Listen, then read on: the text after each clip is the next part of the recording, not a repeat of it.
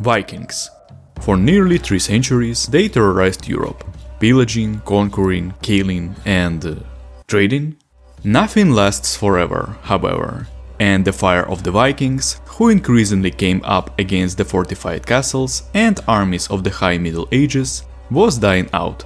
The last such fire, or rather the penultimate, but more on that later, was the campaign of the Norwegian king Harald the Hard against England, which ended in a drunken defeat at Stamford Bridge. Thus, the dreams of a single North Sea state were forgotten. Without a unified power in the North Atlantic, the organized colonization of the newly discovered lands in the west, Vinland, became impossible.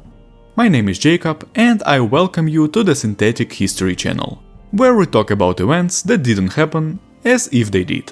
And today I'm going to tell you the story of how events went differently, using Crusader Kings 3 as a storytelling tool. Vikings, North Sea and Vinland in CK3. However, for some time, 7 years to be exact, a single state in the North Sea already existed. Its creator was Knut the Great, and such a cool nickname speaks volumes. He was ruler of Denmark, Norway and England at the same time. Before him, England was also conquered by his father, but he didn't make it a year, so it doesn't count. Anyway, the story began with Knut, or rather with his death in 1035. As is often the case with hastily created empires, as soon as their founder dies, everything starts to go wrong. This case was no exception. The redistribution of land between heirs and claimants began. In England alone, 4 kings were replaced for 30 years. And the first 2 died suddenly and hastily, and the third was in fact a puppet of nobility and ruled for 24 years, which hints at who was behind such suddenness and hastiness. Since he left no descendants, after his death in 1066, the magnates chose a new king, Harald Godwinson. It was impossible to choose a weakling this time, for there were 2 other strong rulers claiming the English throne at the time. The Duke of Normandy William, nephew of the previous king, and King Harald of Norway, he just wanted to conquer England like in good old times. Well, there were of course claims through his nephew and co-ruler Magnus the Good, whom he probably also killed, but that's a completely far-fetched reason. So, in the fall, he gathered a large army, by the standards of the time, and launched an invasion. By the following year, they had landed in Northumbria and began to lay siege to local towns. Already in November, Harald was feasting in sacked York. Meanwhile, the soldiers of English Harald were preoccupied with a more pressing threat. William had landed in the south of England. The Anglo-Saxons won a number of battles and essentially took the Norman upstart out of the battle for the crown. These battles, however, thinned out the English forces severely, bringing their numbers to a level with the Norse. Waiting for the Vikings to advance southward, Harald entrenched himself on the bank of the Witham River and waited for the Norse there. However, they passed along the river and threatened to attack from the south. Harald was faced with a choice: either march north across the river, exposing the south of England to attack, or prepare to defend. The choice was made. A battle was fought near the town of Stamford. Through a combination of skirmishers and heavy infantry, as well as the better tactical skills of the Norwegian king, the Norsemen were able to win. However, the victory in the battle did not lead to victory in the war, no matter how strange it may seem.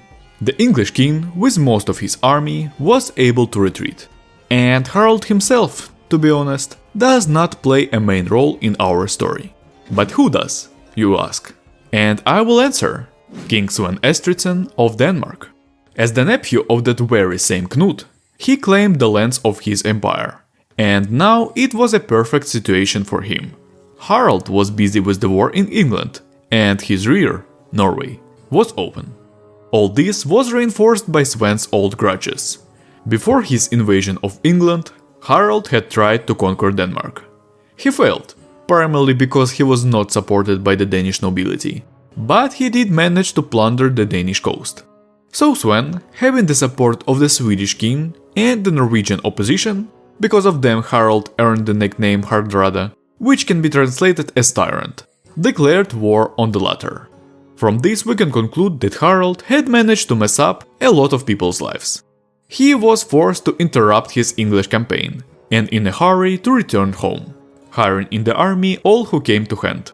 At this time, the Danes and the Swedes were besieging Norwegian towns, and they were hardly even pillaged after their capture. True 11th century humanism, I think. In December 1071, the decisive battle of this war took place near the Swedish town of Utlanden. The Norwegian troops were utterly defeated. And even if the war was still a year and a half, its outcome was already obvious. Sweyn got the Norwegian crown. It is noteworthy that Harald retained power in his possessions in the north. It was simply too difficult for the Danes to go there. Now it was England's turn, weakened by the wars. The war with Harald, by the way, was still going on. Having secured the support of King Philip of France, 6 months later, Sweyn launched an invasion of England. The English obviously didn't stand a chance. The following year, London was occupied, and after a decisive victory over Harald's forces, the latter was forced to give up the English crown. Sweyn became king of all 3 kingdoms. Naturally, the story did not end there.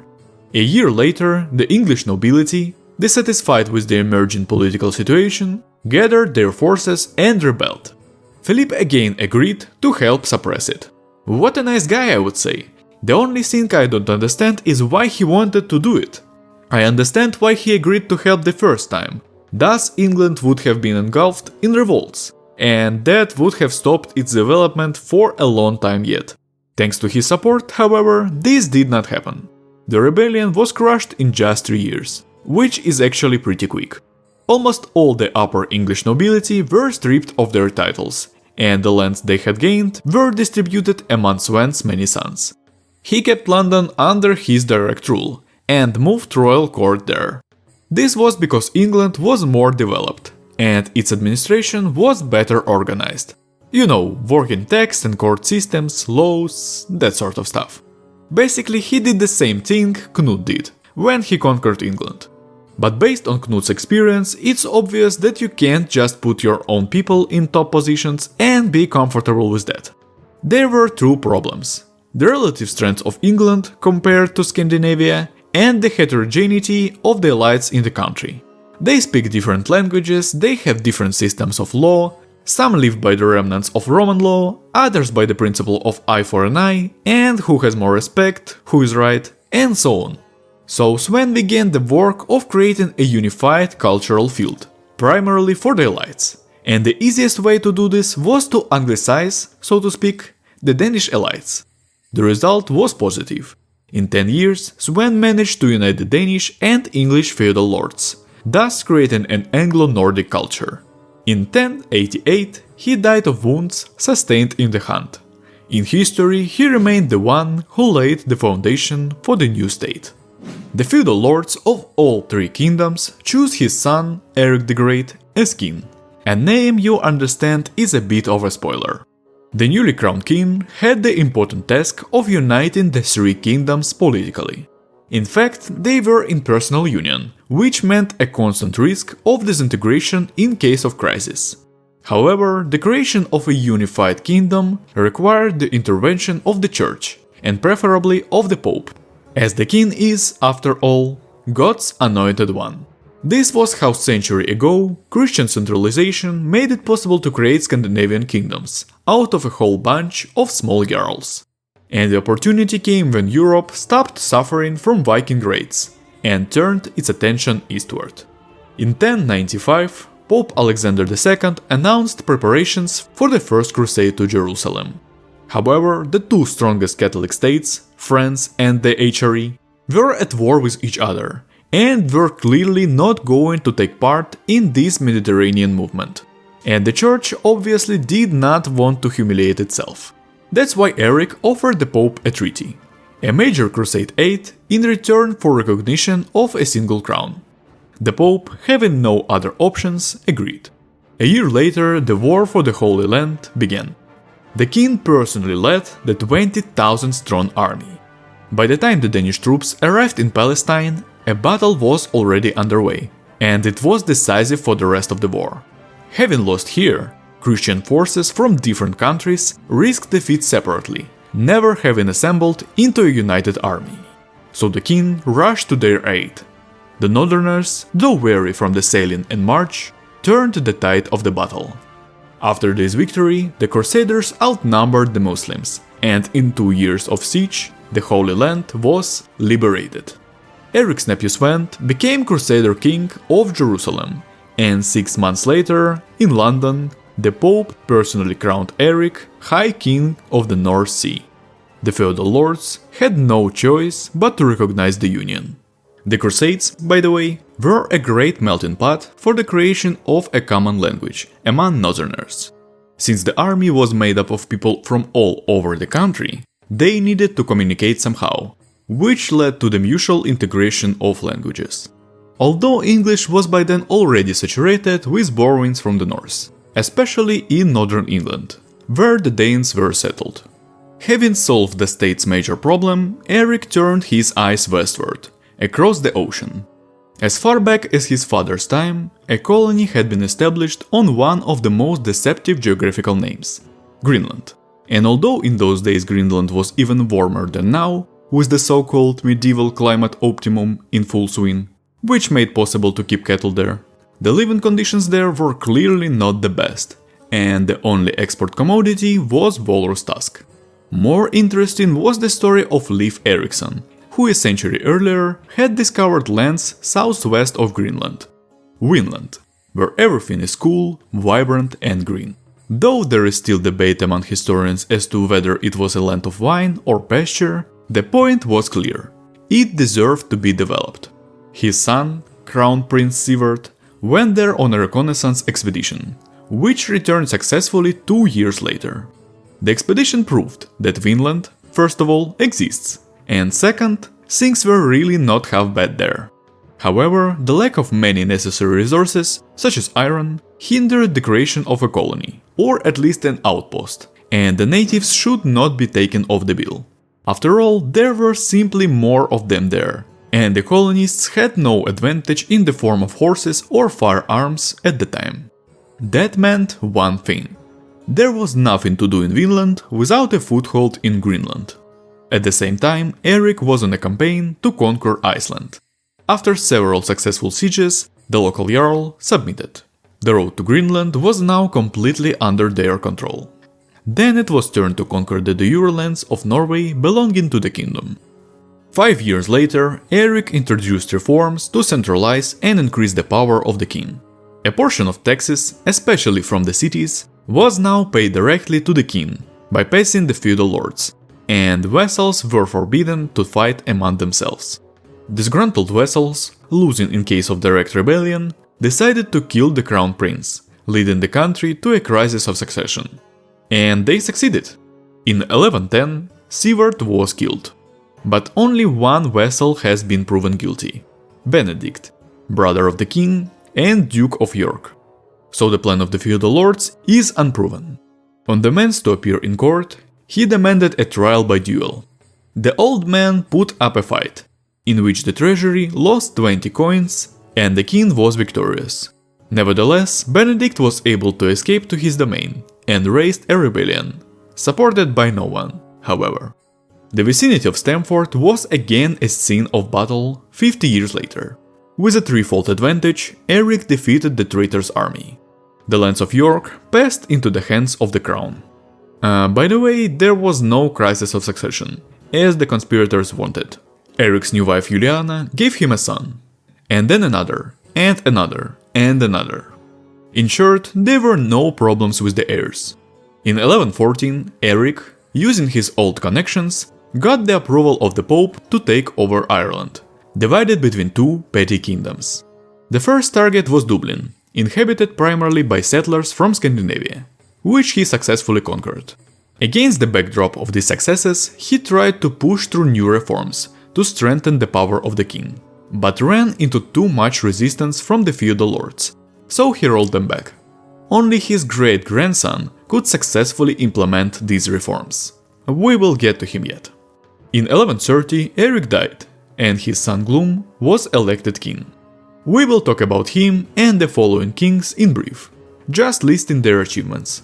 It's not that they weren't worthy of more detail, it's just that the story isn't about them. It's about Vinland. Gloom Estrid, aka Gloom the Anointed, participant in 2 crusades, founder of the Hospitaller Order, for which in fact was canonized. Completely subdued the British Isles. He is remembered for having first sent his mother Juliana on an expedition to Markland, located between Greenland and Vinland, and then exiled her to Greenland when she returned.